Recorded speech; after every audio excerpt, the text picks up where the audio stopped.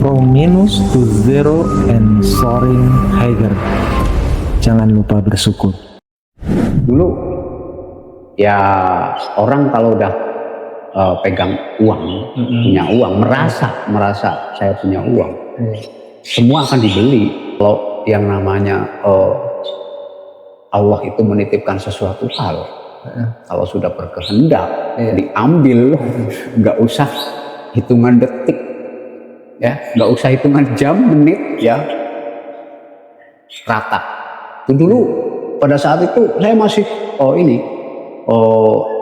kayak di dunia malam, kebetulan di sana kan deket ya. Teman-teman mau kerja keras sekeras apapun, kalau Allah belum meridhoi, belum mengizinkan untuk dikasih sesuatu, nggak mungkin dapat. Iya, Sepintar apapun ya. sepintar apapun. Nah, setelah itu dilalah pasiennya itu meninggal di jalan. Nah, dan itu juga nggak kesengajaan. Pada saat itu sampai nggak bisa ngomong apa dari apa ya, mobil yang nggak istilahnya belum komplit, ambulan, begitu 3 hari ditelepon, di video, bikin video itu udah jadi ambulan lengkap. Orang kaya mati, ketika mati harta bendanya nggak dibawa. Saya bersyukur banget, saya bisa menolong mereka di saat mereka membutuhkan, gitu ya. Nah, itu justru ini adalah sebuah pengalaman hidup yang belum tentu orang itu bisa. Oke, kembali lagi dengan saya Dr. Rungkat, yang podcast biasa membahas tentang kehidupan dari titik minus menuju nol dan melejit lebih tinggi. For minus to zero and steering higher. Alhamdulillah kita kedatangan narasumber yang sangat luar biasa. Jangan sampai ketinggalan. Tonton dari awal sampai akhir. Karena ceritanya memang luar biasa. Beliau ini saya sangat terinspirasi banget. Alhamdulillah beliau walaupun dalam keadaan kekurangan pada saat ini, beliau tetap membantu warga sekitar, bahkan di luar Purbalingga pun beliau bantu. Kita nggak usah berlama-lama, langsung dengan Mas Aan. Ya. Silakan Mas Aan. Ya, terima kasih buat teman-teman semuanya. Pada hari ini, sore hari ini kita kedatangan tamu yang sangat istimewa ya. Masya Allah. Tentunya Amin, karena amin. Di sini kita menceritakan sebuah hidup yang betul-betul dari nol sampai kita Sampai titik puncak, sampai puncak, terus sampai ke titik nol lagi. Masya Allah. Nah, tadi sudah sedikit diceritakan, disinggung sama teman kita bahwasanya saat ini saya menjalani kehidupan atau sebuah perjalanan lah yang pada intinya di sosial. Jadi kalau cerita sosial dulu ya, nanti kalau cerita kehidupan saya dari nol sampai dengan titik di mana saya punya istilah rasa bangga jadi seorang Aan gitu ya. Karena kalau untuk saat ini saya itu sedang menjalani kehidupan di sosial, yaitu di ambulan gratis. Jadi tahun 2018 kalau nggak salah, saya itu membuat 1 unit mobil ambulan yang itu gratis, tidak pernah memungut biaya apapun. Dari tahun 2018 kalau nggak salah, saya di tahun 2022 saya membuat 1 unit mobil lagi, karena kalau di sosial ambulan itu biasanya ada ambulan yang khusus untuk jenazah, ada yang untuk pasien. Sebenarnya kalau hal itu jauh lebih panjang lagi kalau lebih bahas kompleks itu lah ya. Cuma kebetulan di tahun 2022 saya itu membuat 1 unit mobil ambulan lagi, dan yang akhirnya kita pisah dari pasien sendiri, dari jenazah sendiri. Nah, itu berawal dari sebuah kehidupan saya yang kebetulan sebelum tahun 2018 itu cukup menyenangkan lah untuk hidup seorang Aan ya. Saya dulu tinggal di salah satu desa di lereng Gunung Slamet, tepatnya di wilayah Desa Sikapat. Nah, saya masuk di Desa Sikapat itu tahun 2000, tahun 99 saya datang ke sana, terus tahun 2000 saya menetap, saya menikah, dapat orang sana. Dari cerita itu saya menetap di desa tersebut, dan kebetulan saya aslinya Purbalingga. Saya asli Purbalingga, lahir juga di Purbalingga. Cuma saya dapat istri di wilayah Baturaden Timur. Seiringnya perjalanan waktu, pada saat itu saya nganggur. Jadi ini kilas balik. Nganggur berarti ya? Ya, nganggur sampai dengan kalau nggak salah 3 tahun. Itu semasa saya mau punya anak yang pertama. Oh, menikah itu dengan masih nganggur ya? Masih nganggur. Jadi nganggur sampai dengan 3 tahun, bahkan ini cerita nyata loh, benar.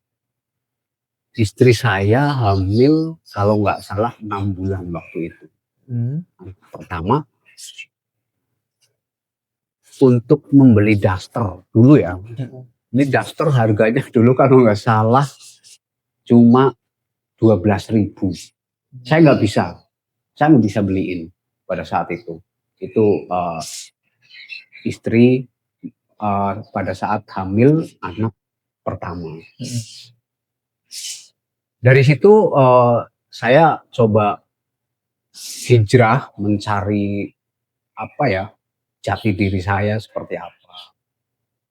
Saya merantau ke Jakarta kalau nggak salah pada tahun sekitar 2003, kalau nggak 2004. Sebenarnya banyak kisah sebelum itu, tapi ini di kehidupan saya setelah saya menikah. 2003 saya itu kerja di Jakarta cari rumput. Jadi cari rumput. Jadi di sana kebetulan ada peternakan sapi. Sapi perak gitu ya. Di daerah Depok kalau nggak salah. Saya kerja di situ kurang lebih 2 atau 3 tahun lah. Saya kumpulin tuh duit sedikit demi sedikit. Nah, yang pada akhirnya saya pulang nih. Saya pulang masih belum ketemu juga nih. Apa sih yang harus saya jalani untuk hidup memenuhi kebutuhan anak dan juga meningkatkan taraf hidup lah. Nah, gitu ya. Pada saat itu saya berpikiran, aduh kalau seperti ini terus ya kasihan dong sama anak dan juga istri. Akhirnya saya ke Jakarta, merantau lagi ke Jakarta, dan kebetulan saya diterima di salah satu perusahaan penerbangan di Adam Air. Adam Air. Kalau nggak salah itu 2006. 2006 terus kebetulan terjadi tragedi pesawat Adam Air yang jatuh. Dulu saya di penerbangan itu jadi kurir. Jadi tiket, kalau ada yang pesen tiket, saya nganterin. Misalkan Jakarta mana, orang mana, itu saya nganterin. Itu kurir. Pada saat tahun 2007 itu pesawat Adam Air itu jatuh. Nah, jadi semua karyawan itu diberhentikan. Akhirnya saya dapat uang Pesangon pada saat itu kalau nggak salah masih di angka 3 atau 4 juta lah. Dan saya buat beli motor nih. Buat beli motor pada saat itu Satria tahun 2003. Saya pulang kampung pakai naik motor. Dari Jakarta ke Ya, dari Jakarta sampai ke rumah. Terus di rumah itu ternyata motornya itu ditawar sama orang. langsung. Sama tetangga. Udah beberapa hari kemudian saya pulang, ditawar dengan harga yang cukup lumayan. Dari saya beli kalau nggak salah itu 2,5 juta, masih bagus dulu. Ditawar 4,5. Nah, pikiran saya kan udah, wah ini masih untung nih. Akhirnya saya jual dengan harga 4,5 juta. Masih bingung nih di kampung mau ngapain. Saya lanjut 4,5 juta. Ya, dengan modal 4,5 juta. Saya rasa masih belum inilah. Akhirnya saya ke Jakarta lagi. Pada saat itu saya di kuli bangunan di daerah Serpong, Tangerang. Di situ saya sambil nyari motor. Kalau nggak salah saya dapat terakhir itu motor Suprafit tahun 2005.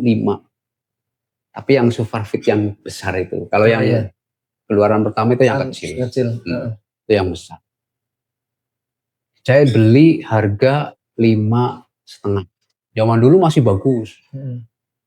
Akhirnya saya pulang lagi nih.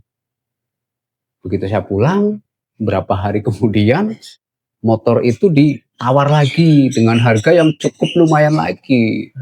Dengan harga 7,5 juta. Saya pikir kenapa saya nggak bisnis jual beli sepeda motor gitu kan.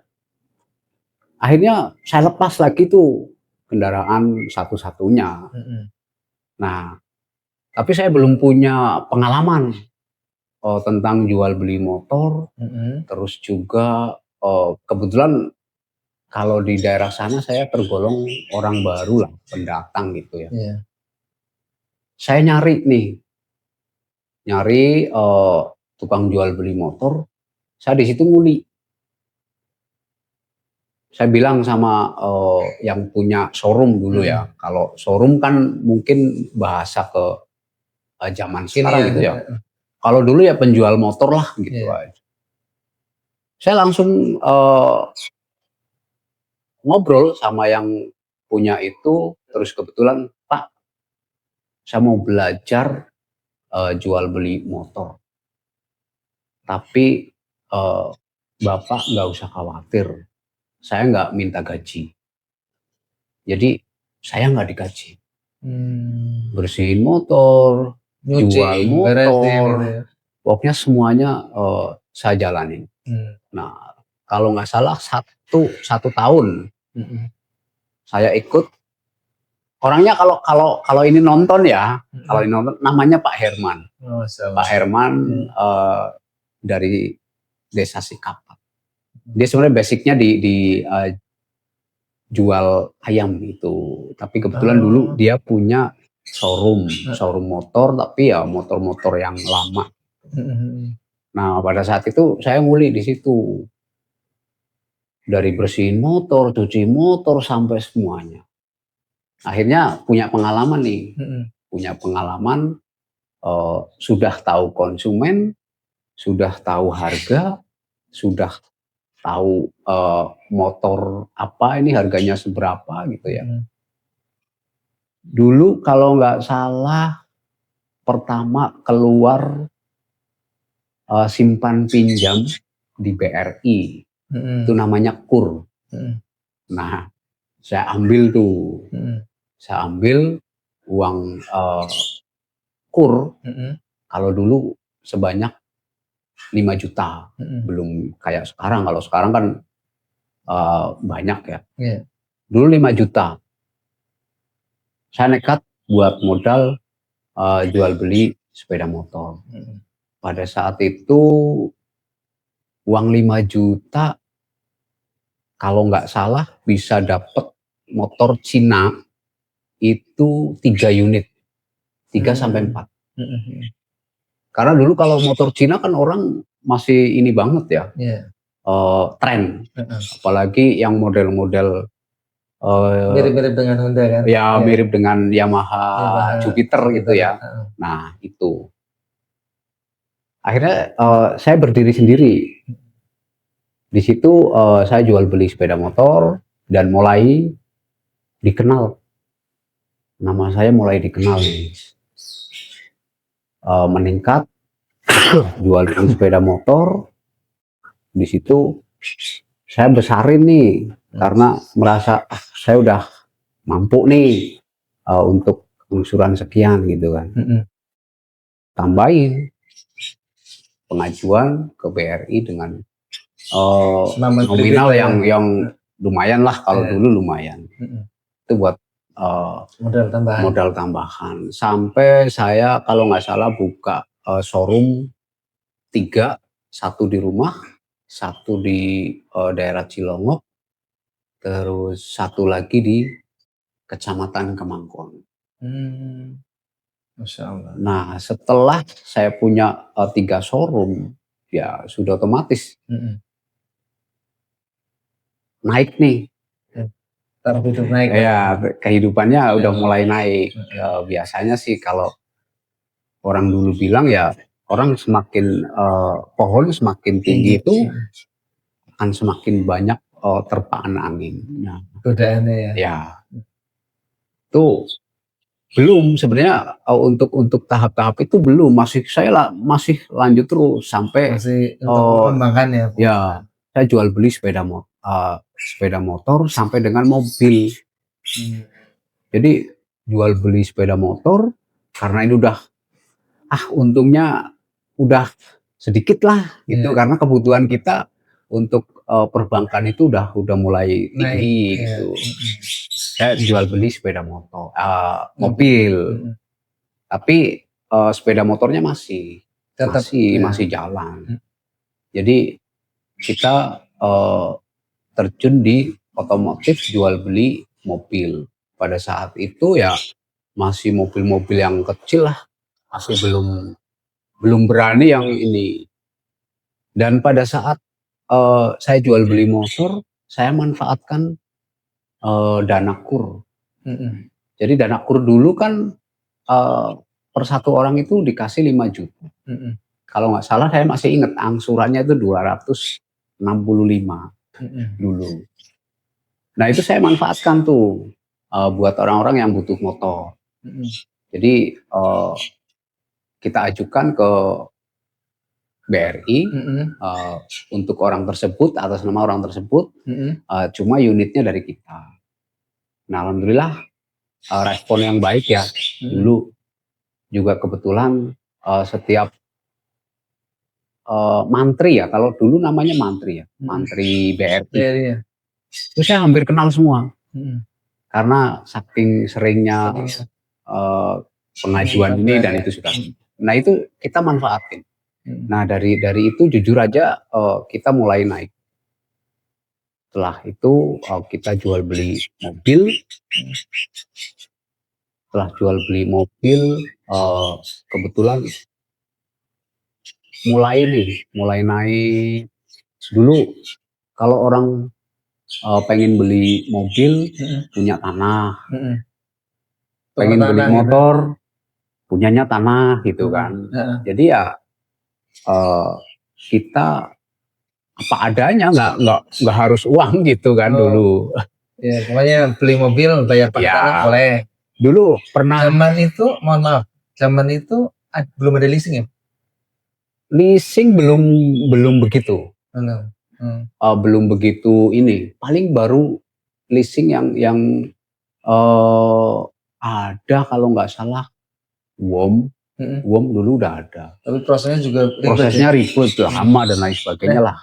Jenengan punya ide untuk kur itu ceritanya gimana tuh? Mereka biar itu kan ide yang luar biasa itu bagi zaman seperti itu. Orang mau beli motor tapi kreditnya ribet, jenengan punya ide BRI mengeluarkan KUR dan mereka menjembatani pembelian lewat KUR itu idenya dari mana itu? Itu dari diri kita. Karena kita pernah mengajukan mengalami gitu ya. kita mengajukan ke BRI dengan nominal pertama itu 5 5 juta. juta. Terus setelah itu saya pikir kenapa saya nggak manfaatkan ini kan untuk KUR itu kredit usaha rakyat gitu ya. Nah, itu kita manfaatkan. Kebetulan ngobrol dengan para pimpinan di BRI dulu sama mantri-mantrinya. Saya punya ide seperti ini. Karena orang di kampung itu kan mau beli motor secara cash itu masih sulit lah. Zaman tahun segitu tuh masih sulit. Nah, akhirnya setelah saya ngobrol, ya udah kita kerjasama dengan kurs tersebut. Jadi kalau misalkan jenengan mau kredit motor, tinggal motornya itu motor apa? Kalau dulu sih kebanyakan motor Cina. Motor Cina, kalau yang itu kan Honda juga kayak motor Grand. Impreza gitu. Ya itulah, masih harganya kan masih di bawah 5 jutaan. menengah ke bawah lah kalau motor-motor seperti itu. Saya ajukan kalau ke KUR itu keluar 5 juta. Sedangkan harga motor tersebut di bawah 5 juta. Nah, kalau misalkan jenengan yang pengajuan, saya mintai jenengan DP 1 juta sampai dengan 1.500.000. Nah, dari situ untuk bicara keuntungan, dari situ saja udah untung. Dari DP pertama tanda jadi itu, nanti setelah cair dari BRI itu 5 juta. Nah, itu biasanya dulu setelah orang itu tahu bahwa kredit yang murah di tempatnya Mas Aan, udah orang-orang itu berbondong-bondong. Akhirnya sampai saya kewalahan. Pada saat itu 1 hari bisa minimal saya bisa jual dengan posisi kredit KUR itu sampai 5 unit. 1 hari itu. Di kampung ya. Iya. Udah luar biasa. Akhirnya dengan adanya seperti itu, banyak penjual motor yang pengen tahu gimana sih kok sampean bisa seperti ini. Akhirnya kita tukar pikiran. Di situ banyak akhirnya teman-teman yang jual beli sepeda motor akhirnya bisa masuk ke dana itu. Dari situ, jadi dari pengalaman kita sehingga kita bisa mengolah uang KUR tersebut. Setelah itu udah otomatis angsuran yang sangat relatif murah, kalau nggak salah dulu 265-an lah kurang lebih. Itu di 3 tahun kalau nggak salah. Nah, jadi 1 hari itu bisa sampai jual 5 unit. Nah, dalam 1 bulan sampai saya kewalahan untuk mendapatkan unit yang diinginkan oleh konsumen. Karena kebanyakan konsumen itu dulu kalau nggak minta Grand, motor Cina yang model Jupiter. Sampai pernah saya borong yang namanya showroom motor Cina dulu. Modelnya model yang Jupiter itu. Jadi yang tahun misalkan 2004, nah sekarang udah 2005. Ini kan otomatis sudah di ini kayak dibawa ke belakang lah, digudangin gitu kan, karena tahunnya udah nggak ini. Nah itu sampai ratusan unit saya borong semuanya. Saya betulin di rumah. Dulu kalau nggak salah sampai anak buah saya udah puluhan lah kalau dibilang. Karena ada tiga showroom motor gitu. Nah setelah itu nyoba agak sedikit naik nih ke jual beli mobil. Sudah perjalanan hidup, setelah itu otomatis ya namanya juga apa ya, kata orang dulu kan, semakin tinggi pohon akan semakin besar nah anginnya. itu ternyata benar. Ternyata benar. Kalau dulu sempat nggak percaya sebenarnya sih kalau hal-hal seperti itu. Tapi ya ini juga pemahaman sedikit buat teman-teman. Karena itu nyata adanya. Nah, pada saat itu saya kebetulan juga di sana di daerah itu mulai dikenal sampai dengan saya masuk ke pemerintahan desa, saya membantu orang-orang. Gitu. Nah, setelah itu di tahun 2018 kalau nggak salah, itu sudah kehidupan sudah mau beli harga yang 200 juta. Itu cukup beli gitu ya. Nggak usah mikir lah ya. Nggak usah mikir. Karena beli apa aja kebetulan itu pada saat itu juga yang lihat harga lah. Ya. Terus kalau orang punya uang kan jadi hobinya tumbuh. Jadi dulu saya hobinya itu kayak piara hewan itu burung. Burung juga untuk lomba ini dan itu segala macam. Terus di otomotif saya suka off-road. Terus di motor itu saya suka Trabas. Gitu.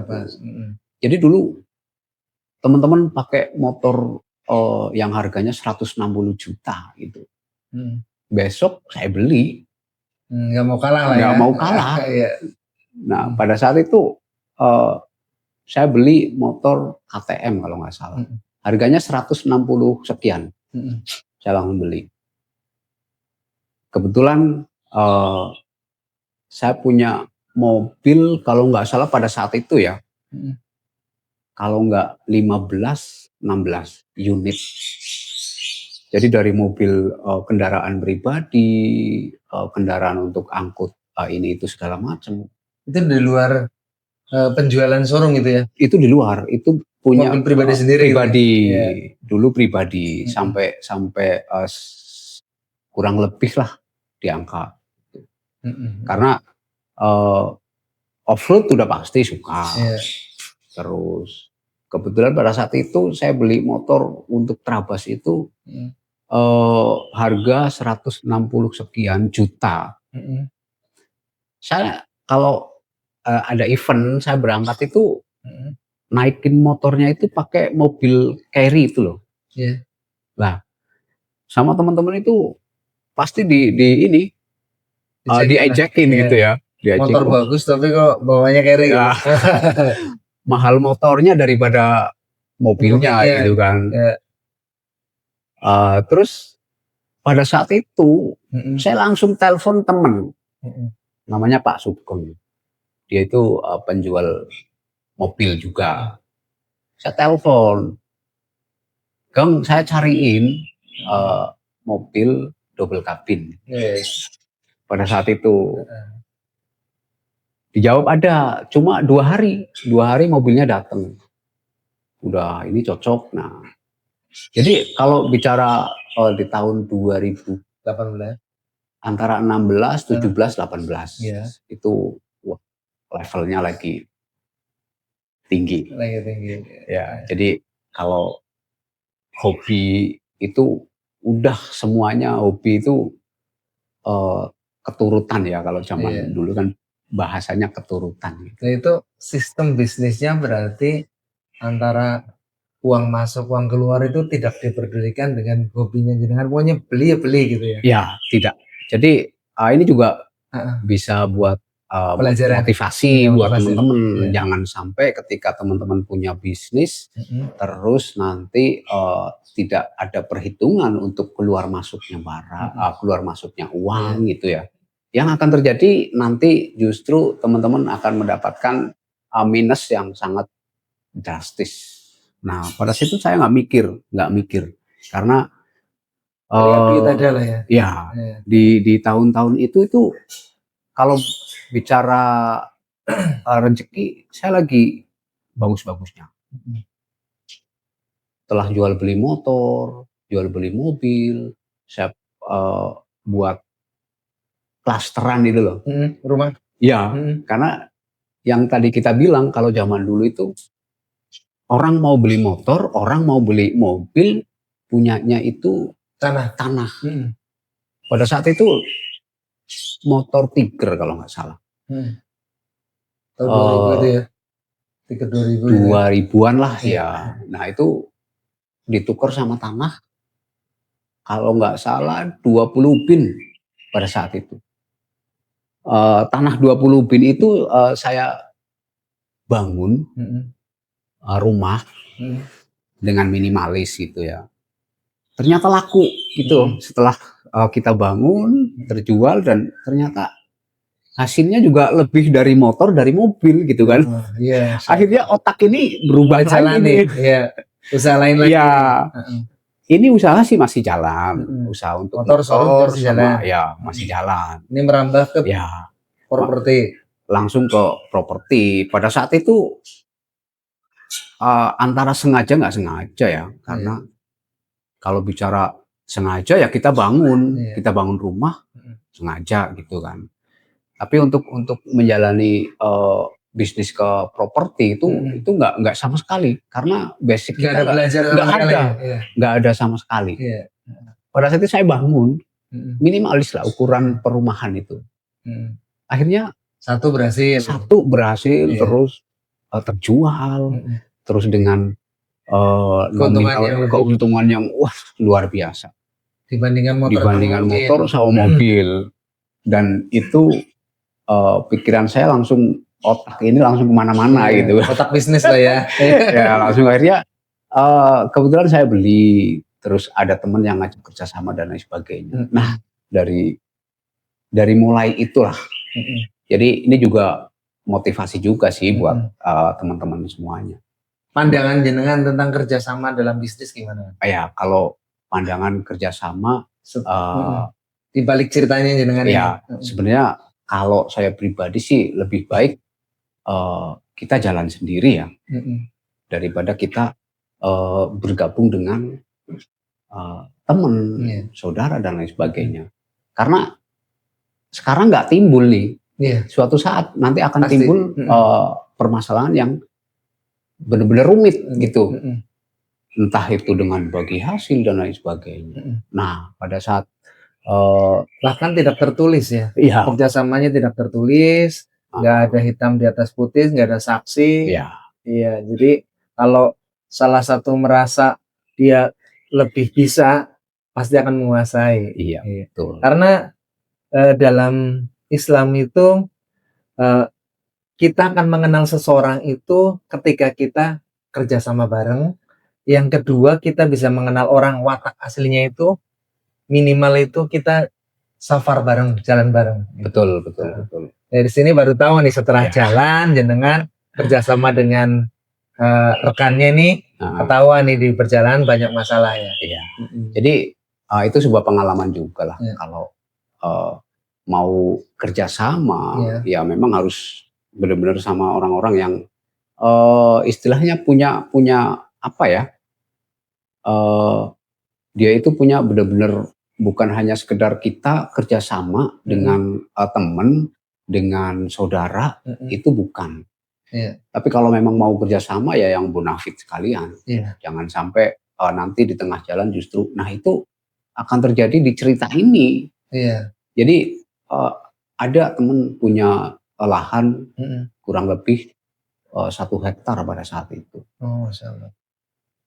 Ini udah rencana udah mateng buat perumahan. Kita bikin sampel dan perjanjiannya itu tanah nanti kalau memang ini jadi 60-40. Penanam modal? Ya, pokoknya itu sama yang punya tanah dan juga yang punya modal itu 60-40. Setelah 1 unit jadi dan itu nggak terjual karena ya itu ribet proses. Memang kalau bikin mau usaha properti itu memang ribet. Perizinannya susah. Ya harus izin ini itu segala, pokoknya ribet lah. Nah pada saat itu saya berpikiran itu tanah sudah terlanjur kita bangun, udah kita bersihin dan lain sebagainya. Yang akhirnya sampai hari ini nih, sampai saya ngomong di podcast ini, 1 unit itu nggak laku. Masya Allah. Nah itu di situ kita harus berpikiran, karena jujur kalau kita orang Jawa, walaupun mungkin agak sedikit yang bilang mustahil ini itu segala macam, tapi kalau perhitungan orang Jawa itu pasti pas. Nah ini juga kita nggak tahu sampai hari ini kita bicara di podcast ini, rumah 1 itu nggak laku sampai sekarang. Itu ditinggalin dong gitu. Akhirnya terbengkalai. Dari situ modal kita sudah ketahuan, semakin menyusut. Dan pada saat itu ada pertolongan. Allah itu mungkin mengasih pertolongan kepada kita itu enggak secara langsung dan dari berbagai sisi. Nah pada saat itu 2000 berapa ya kalau nggak salah 17 apa berapa yang 18 yang keluar bantuan pangan non tunai itu. Nah di situ saya jadi pemasok dari 1 kecamatan di daerah sana. Akhirnya dari modal yang terbengkalai itu tertutup oleh bisnis itu lagi. Pemasok. Ya. Pemasok makanan. Pemasok kayak beras, telur, dan sebagainya, sembako. Nah, pada saat itu proyek pemerintah berarti? Iya, itu pemerintah.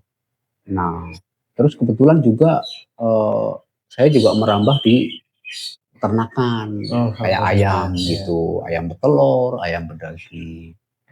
Nah, pada saat 2018 nih, ini lagi genting-gentingnya nih kalau 2018 dulu ya orang kalau udah pegang uang, punya uang, merasa saya punya uang, semua akan dibeli.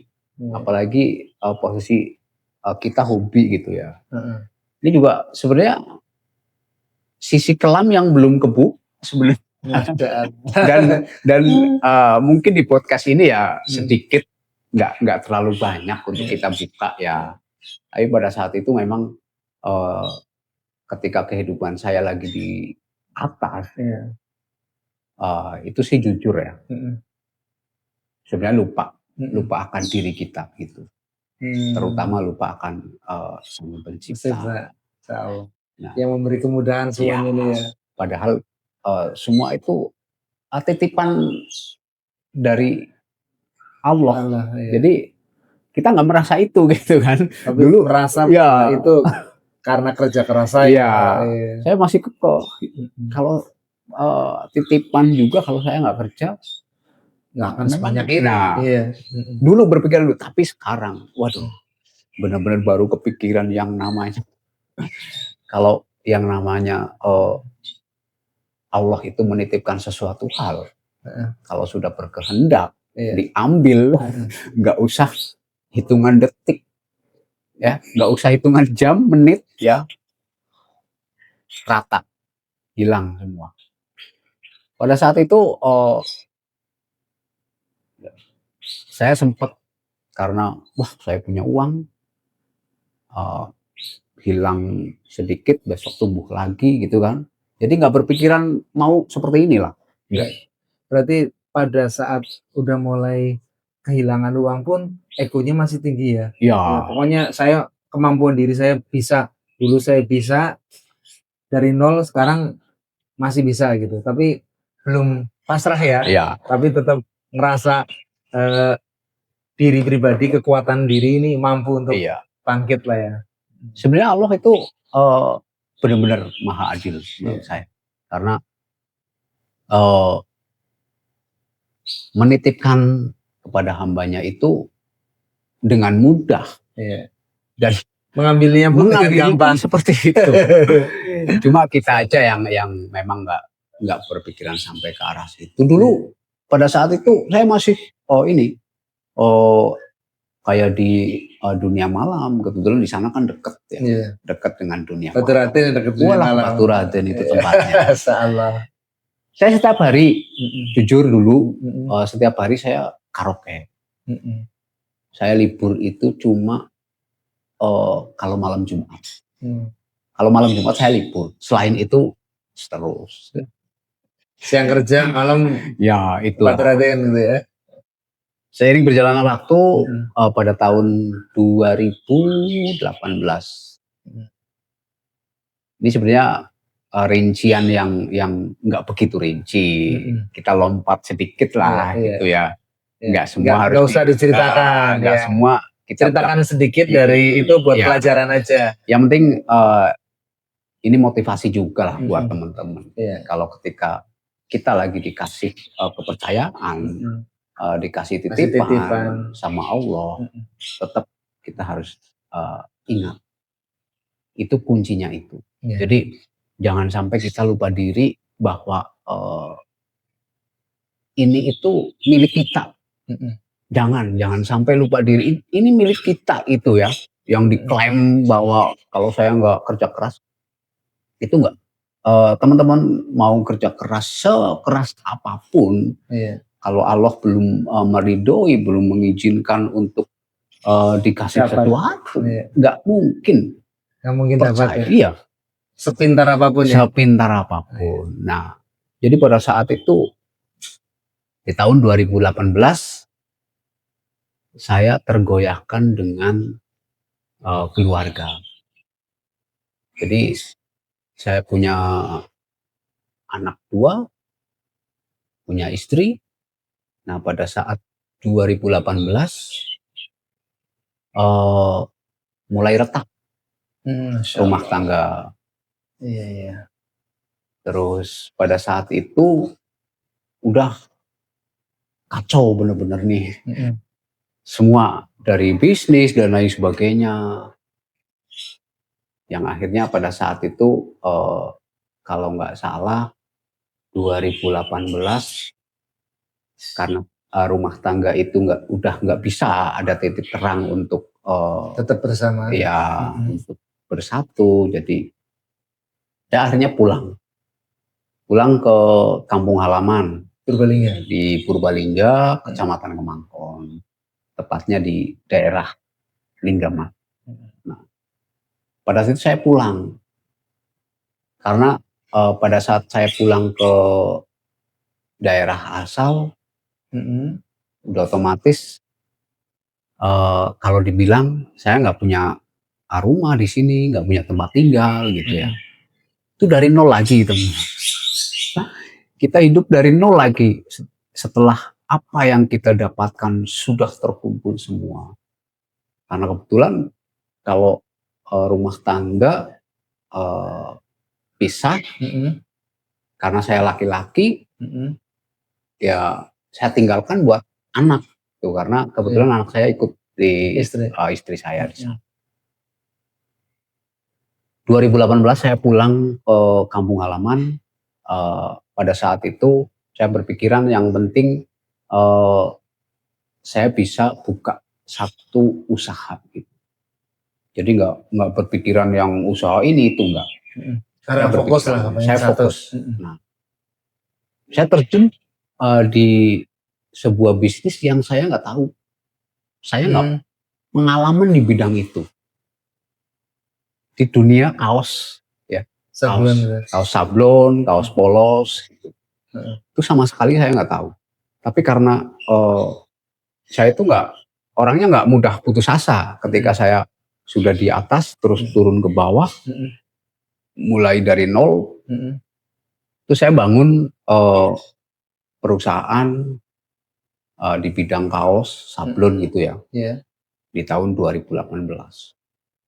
Setelah itu saya sering pergi ke suatu tempat yang dimana di situ itu nggak ada orang. Saya merenung, Menenangkan diri. ya. Saya merenung, berpikir setelah kita punya segalanya. Dan mungkin teman-teman banyak teman-teman, kalau teman-teman ada yang nonton, ini cerita yang benar-benar. Kalau teman-teman nanti teman-temanku ada yang nonton dan lain sebagainya, itu pasti wah ini cerita memang real. Benar. Saya sering menyendiri, berpikiran bagaimana saya bangkit. Jadi biasanya kan kalau orang sudah bangkit, terus jatuh dari nol lagi, itu kuncinya males. Iya pasti. Ya, jadi yang biasanya punya pemasukan dengan nominal yang cukup besar, sekarang uang 10.000, 100.000 aja udah males. Nah, jadi kita harus bisa melawan itu. Ketika kita jatuh di titik nol lagi, yang kita bahkan harus minus lah ya bahkan minus, bahkan bukan minus lagi. Yang namanya ngerokok, ya kita kan suka ngerokok gitu ya. Yang dulunya mungkin rokoknya yang mahal, terus sekarang kembali.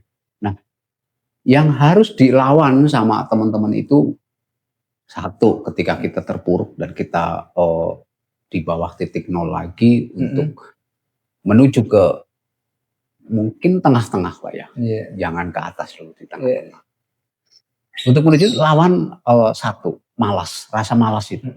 Karena biasanya orang kalau sudah terjatuh itu malasnya pasti ada rasa malas.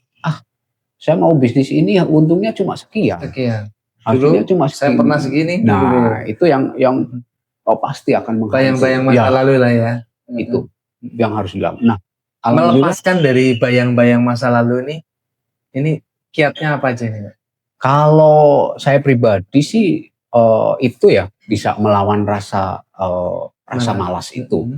Jadi kalau malas itu banyak dari malas karena keuntungan, malas bergerak, malas berpikir. Nah, kalau mungkin dengan jarak 1, 2, 3 bulan mungkin umum lah, karena kita ya wajar lah ya.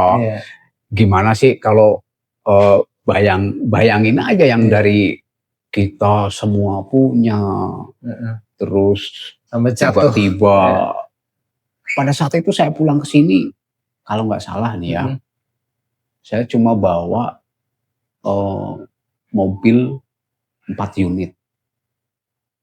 Saya pulang ke sini, saya belum punya tempat tinggal.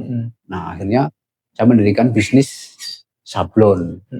Mungkin sedikit banyak yang tahu lah, Juragan Sablon Linggamas. Nah, itu akhirnya merangkak sedikit demi sedikit, yang pada akhirnya alhamdulillah saya bisa melewati titik nol tersebut, menjadi di tengah-tengah. Nah, setelah 2019 itu kita udah punya bisnis baru, berarti kaos gitu ya. Nah, setelah itu karena saya sering menyendiri, berpikir ini itu segala macam. Terus akhirnya saya membuat, saya kebetulan waktu itu punya 1 unit mobil yang dulu hanya untuk hobi saya. Mobil itu hanya untuk hobi. Yang akhirnya saya rubah menjadi sebuah mobil ambulan. Oh, Masya Allah. Gratis. Dan itu untuk menolong masyarakat. Dan kebetulan saya itu melayani Beraling Mas Cakep. Jadi Purbalingga, Banyumas, Cilacap, Kebumen, bahkan sampai ke Pemalang. Masya Allah. Jadi bukan hanya di wilayah Purbalingga saja. Nah, itu 1 unit itu dulu saya buat sampai nih cerita, saya juga punya temen. Ini mungkin temen kalau nonton nanti mungkin juga ini ya. Saya bawa pasien, kalau nggak salah orang Kalimanah. Nah, itu dulu mobilnya belum ada yang namanya brangkar. Kalau untuk ambulan itu Iya. brangkar itu belum ada. Nah kebetulan saya pakai kasur lantai. Yang buat alasnya itu ya, Iya, Bang, buat kalau di bawah. Nah setelah itu dilalah pasiennya itu meninggal di jalan. Nah dan itu juga nggak kesengajaan. Kita kebetulan dikirim foto ya. Foto ada pasien yang di bawah itu. Pakai kasur lantai. Ya, kebetulan ada temen yang lihat gitu kan. Ada temen yang lihat. Pada saat itu saya punya temen namanya Pak Yanto. Namanya Pak Yanto sekarang masih ada. Kalau orangnya lihat pasti ini. Nah, pada saat itu saya ditelepon. Mas, mobilnya bawa ke daerah Purwokerto lah, salah satu bengkel. Mobil saya itu masih bagus loh, belum rusak, belum harus perawatan ini dan itu. Bukan, pokoknya bawa aja. Saya nurut. Tadinya saya belum tahu mau diapain motor. Belum tahu itu siapa gitu. Oh gitu. Belum tahu itu siapa yang mau ngebengkelin mobil ambulan saya gitu kan. Saya nurut sana. Dan pada saat itu, Mas, ini mobilnya kan mau dikasih ini. Saya kaget. Karena kalau untuk merubah mobil pribadi ke ambulan itu biayanya cukup banyak. Paling sedikit itu 25 juta. Itu udah lengkap. Nah, pada saat itu saya taruh di bengkel. Saya tanya sama bengkelnya, siapa sih Mas? Bilang, sama itu ngerti ya. Oh berarti saat itu jenengan dengan Pak Yanto itu belum kenal ya? Belum, udah. Sebenarnya kalau sama Pak Yanto saya udah kenal lama. Dari saya pas waktu itu hobinya ngetrail gitu. Sebenarnya sama Pak Yanto udah lama. Nah, pada saat itu saya belum tahu yang ngebengkelin itu Pak Yanto, itu belum tahu. Nah, 3 hari kemudian saya ditelepon sama bengkelnya, Mas, mobilnya udah jadi. Masya Allah. Pada saat itu sampai nggak bisa ngomong apa-apa. Dari apa ya? Mobil yang nggak istilahnya belum komplit, ambulan. Begitu 3 hari ditelepon, di video, bikin video itu udah jadi ambulan lengkap. Nah, pada saat itu saya bingung. Saya tanya sama bengkelnya, ini siapa sih yang ini? Nggak tahu ya, tapi udah lunas kok ini. Nah, itu pada saat itu saya lihat, coba yang kirim, yang pembayarannya siapa gitu. baru ketahuan. Nah, ternyata ini teman saya Pak Yanto yang punya TP Wana Arta Jaya itu kan. Kacek Karolian. Iya, Kacek Karolian itu. Saya kaget, ternyata Pak Yanto gitu kan. Nah, pada saat itu. Berarti Pak Yanto itu nggak pernah bilang bahwa itu dia teleponnya nggak nyatet nomornya jenengan, berarti apa gimana sih? Yang telepon Pak Yanto juga. Yang telepon dari pihak bengkel. Oh, dari pihak bengkel. Dari pihak bengkel. Kalau Pak Yanto yang telepon, tahu itu saya udah punya nomornya dari lama itu kan. Karena udah sering berhubungan. Nah, pada saat itu ya itu begitu 3 hari jadi. Karena saya penasaran ya. Siapa yang ini tahu-tahu dijadi begini, jadi ambulan gitu ya. Hanya ke bengkelnya udah lunas kok Mas. Kalau nggak salah itu habis di atas 23 juta itu. 23 juta. Masya Allah. Barakallah. Udah begitu, ini siapa gitu kan. Nah, pada saat itu orangnya ini udah lunas Mas. Tinggal bawa pulang ya. Coba lihat bukti transferannya. Bukti transferannya siapa tahu belum lunas, nanti saya ditagih, ya kan? Iya. Lo ini gitu kan. Nah, baru mereka tahu. Ternyata Allah. Nah, itu udah eh, jadi ambulan, ada peralatan segala macam. Ya, lengkap lah ya. Layak untuk jadi ambulan ya. Sangat amat layak. Nah, Masya pada saat itu juga kebetulan Pak Yanto punya klub Pajero Power apa ya, Oh, Masya Allah. mau Iya. mobil Pajero. Heeh. Di situ saya dibikinin ini Stiker. tulisan gitu. Yang akhirnya eh, yang tadinya basic ambulan kan orang kalau lihat itu takut. Iya. Ya, sekarang di branding dengan warna yang ini itu segala macam.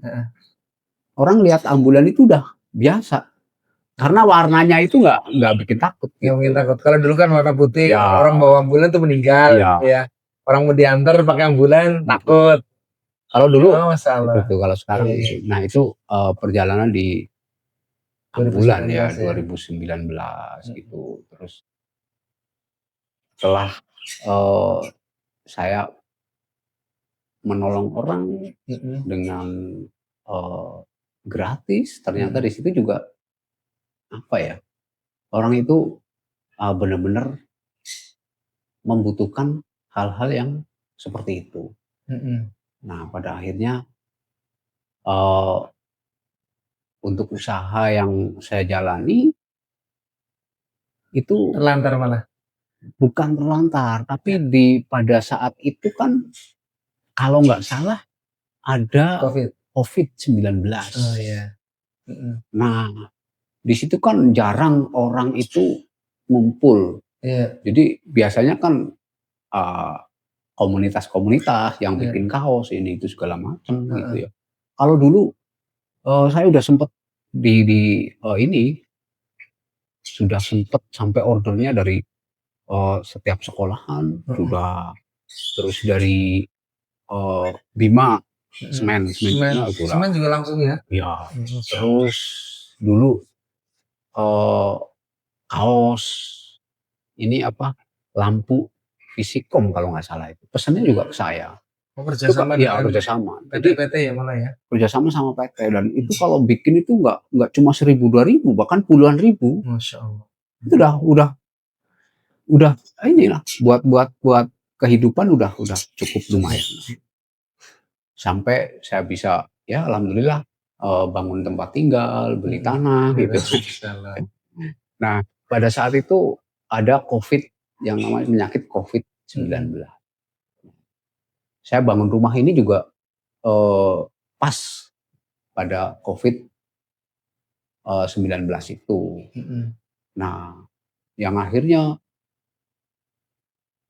turun lagi nih, drop lagi usaha karena ada COVID-19 itu nggak ada orang yang kumpul-kumpul, nggak ada pemesan. Ini akhirnya sampai boleh dibilang gulung tikar lah. Terus kaos ini ya? Kaos saya berhenti, saya berhenti usaha itu. Nah saya bingung mau usaha apa lagi. Tapi seiringnya waktu berjalan itu karena saya sering menolong orang, jadi saya berpikiran, apalagi saya sering bawa orang meninggal gitu ya, dari rumah sakit, dari rumah ke tempat makam gitu kan, bawa orang yang mungkin orang kaya, orang menengah ke bawah dan lain sebagainya.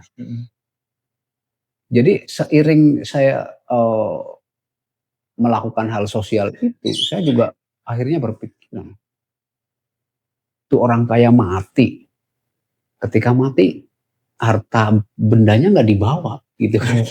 Nah itu saya mulai, otak saya juga mulai campur aduk lagi nih.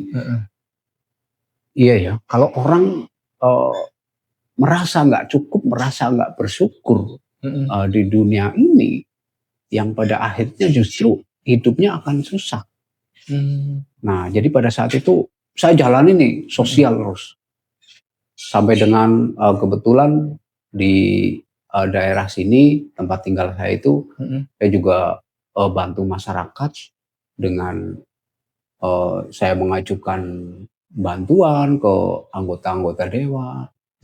Pada saat itu saya juga menurunkan bantuan listrik, pasang baru listrik itu kurang lebih sekitar 250. Jangan deket sih sama ini ya anggota DPR ya. Kebetulan dulu karena saya ikut di sebuah organisasi sebenarnya. Ya. Pada saat itu kalau di anggota dewan di daerah Banyumas saya kenal hampir kenal semua. Terus di Purbalingga juga. Jadi itu juga saya kenal beliau-beliau itu ada yang dari hobi kita karena dulu hobinya trabas, naik trail, off-road dan sebagainya.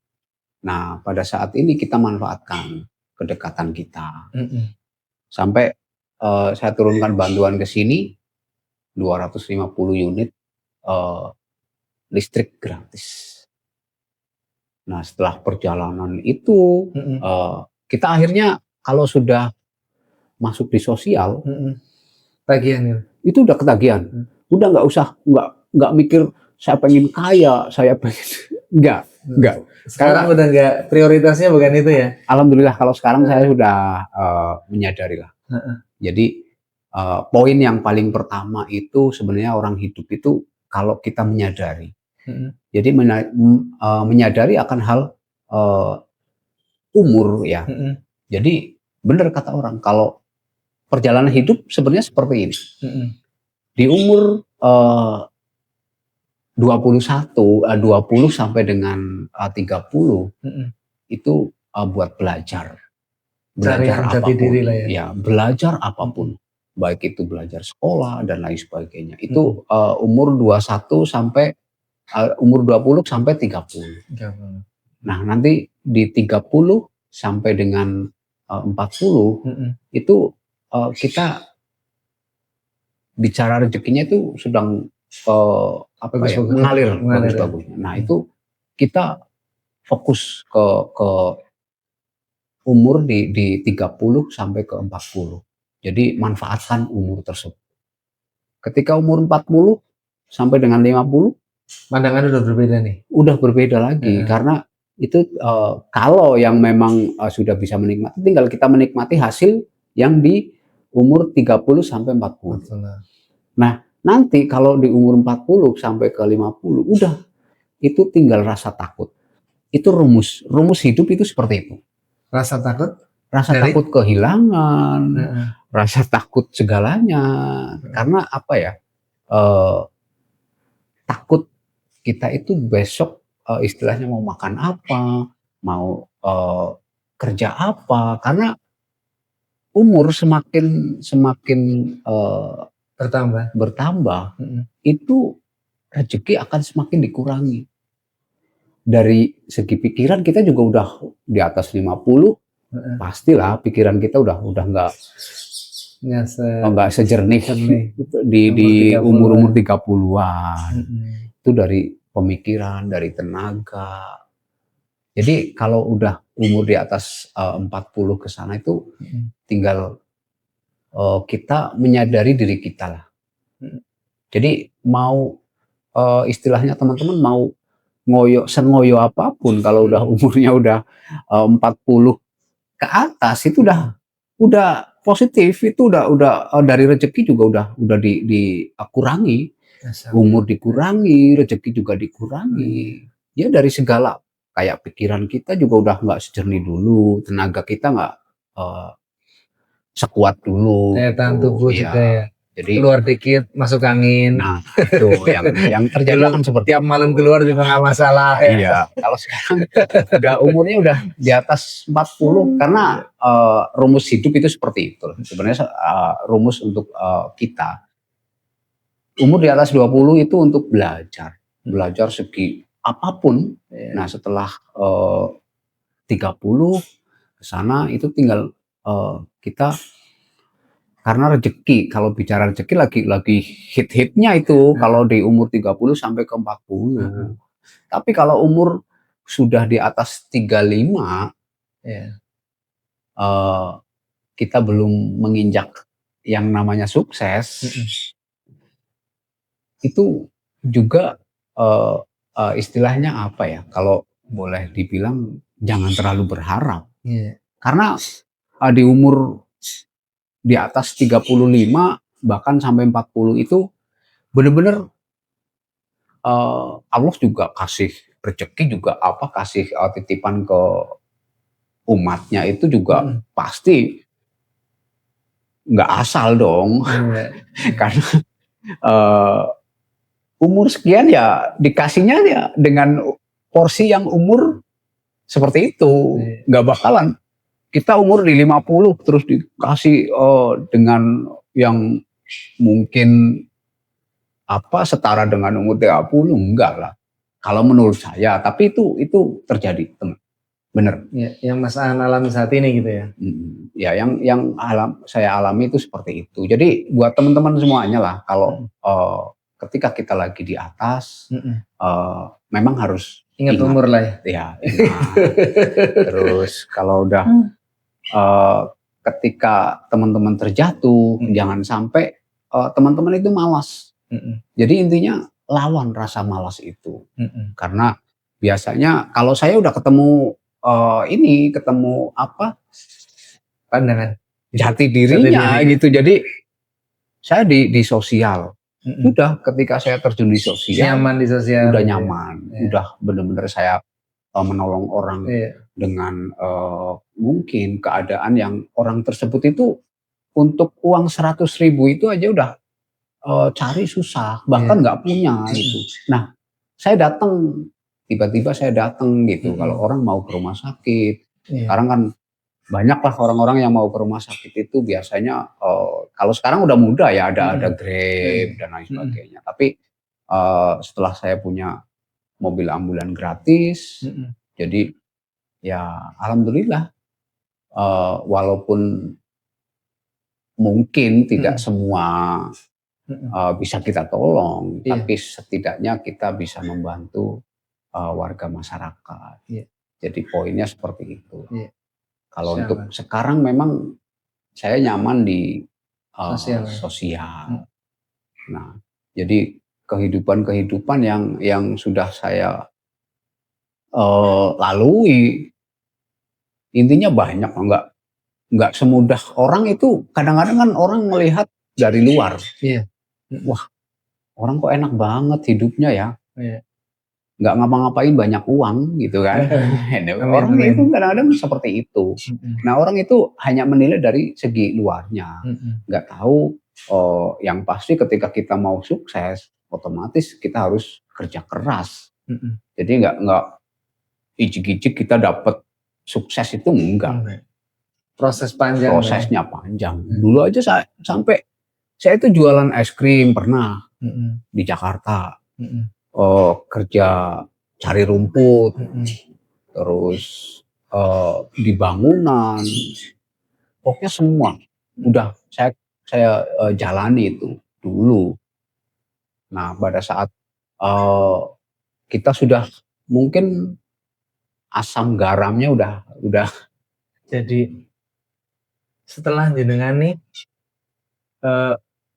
melalui proses panjang pekerjaan berbagai macam jenengan jalanin, di mana titik jenengan bisa menemukan ide untuk jualan motor dan mobil ini, jenengan lakukan apa gitu loh. Biasanya itu yang saya pelajari sendiri dari saya pribadi nih, kadang saya yang pernah juga merasakan di mana titik saya pernah sukses itu, saya kemarin introspeksi diri lah di tahun 2021 itu saya introspeksi diri, apa yang membuat saya bisa dititipin Allah itu rezeki yang melimpah.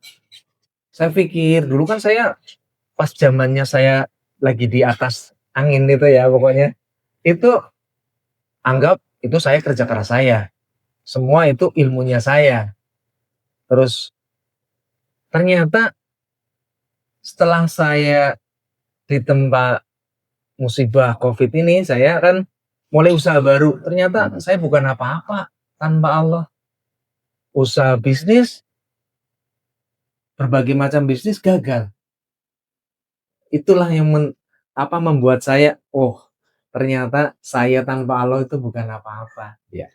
Nah, Saya kemarin itu merasa di titik kesuksesannya itu adalah titik puncak saya. Ternyata itu bukan. Pas saya kaya raya itu, menurut saya lah versi saya itu saya titik terendah ternyata. Karena saya jauh sama Allah. Walaupun saya sekarang ya istilah kata ya belum ini, tapi ya lebih baik daripada dulu lah. Terus saya pelajarin baru kemarin inilah, belum lama saya ngerasa di mana sih kok saya bisa Allah kasih rezeki. Ternyata saya pelajarin runtuh dari berangkat saya ke Jakarta segala macam itu, di mana titik Allah kasih kemudahan itu ternyata saya itu bukan mengejar materi, mengejar mau apa itu yang mengejar kesuksesan. Ternyata bukan.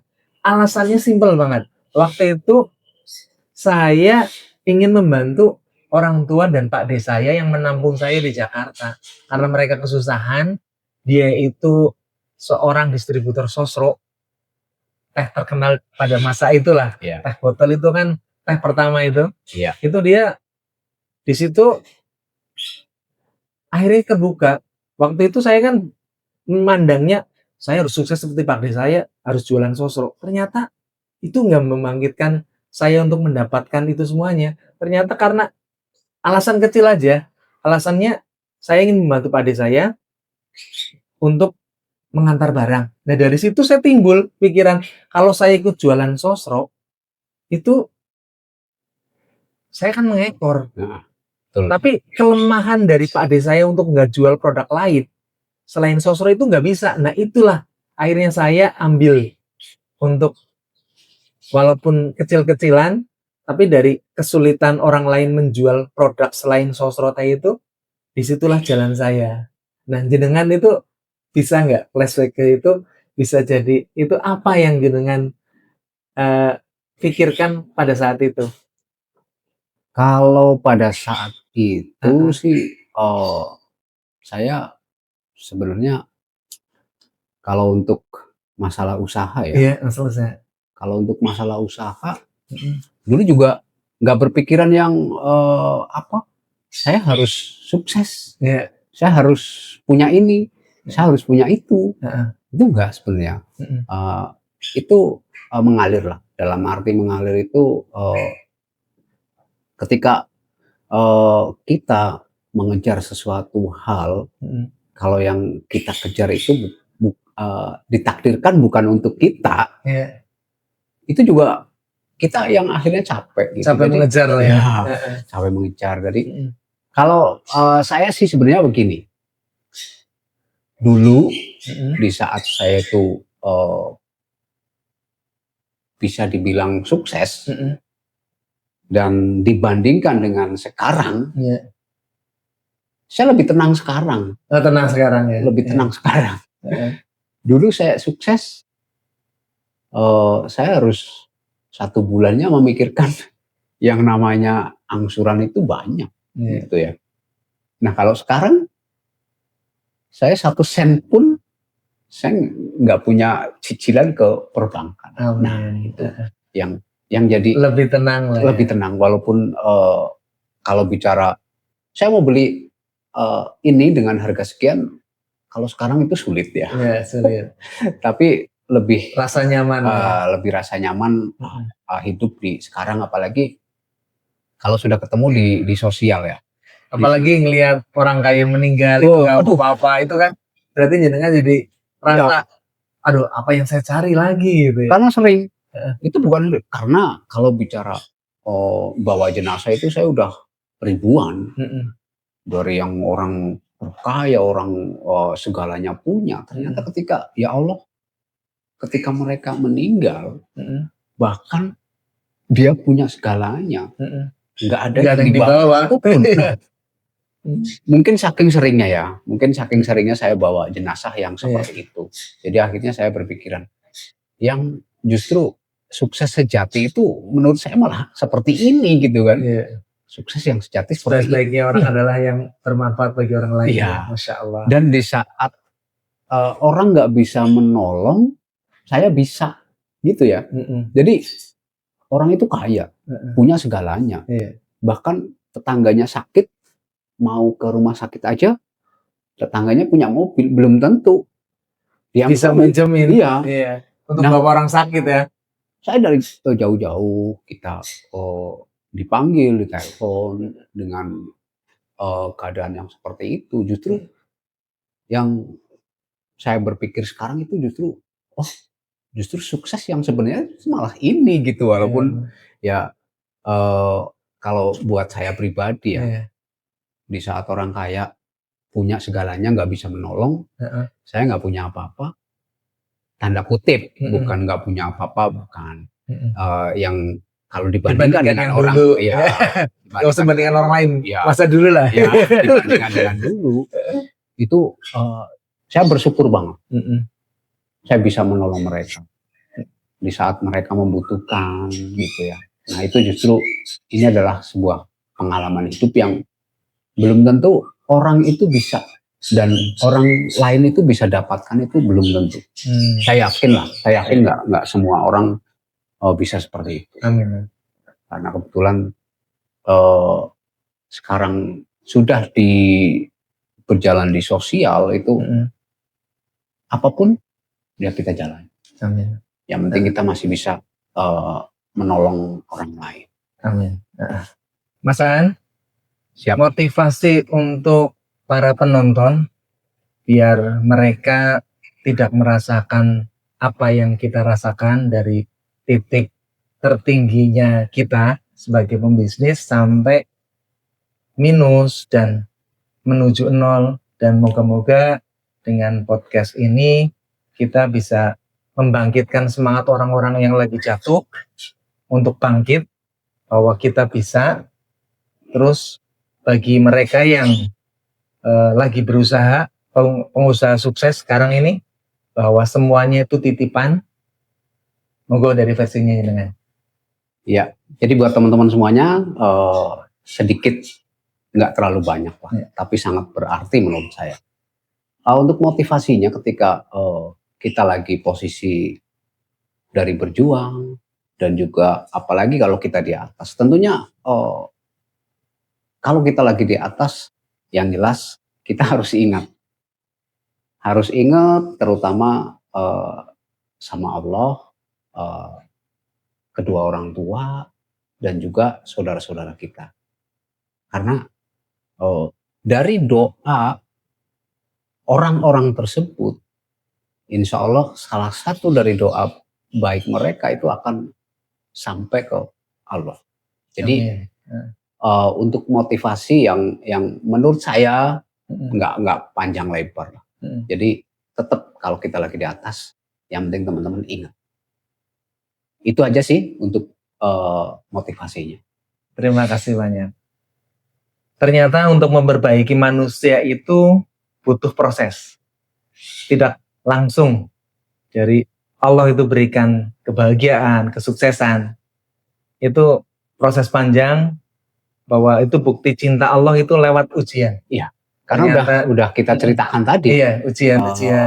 Apa ya? Ketika Allah mengasih sesuatu hal kita, itu sebenarnya hanya dititipkan. Masya Allah. Tapi kita menganggap ini punya kita loh, gitu. Nah, jadi itulah harus berpikiran itu kemahabesarannya Allah ternyata, saudara, bahwa untuk memperbaiki manusia itu butuh proses. Allah tidak langsung, walaupun kita banyak dosa, itu Allah nggak langsung menghabisi, enggak.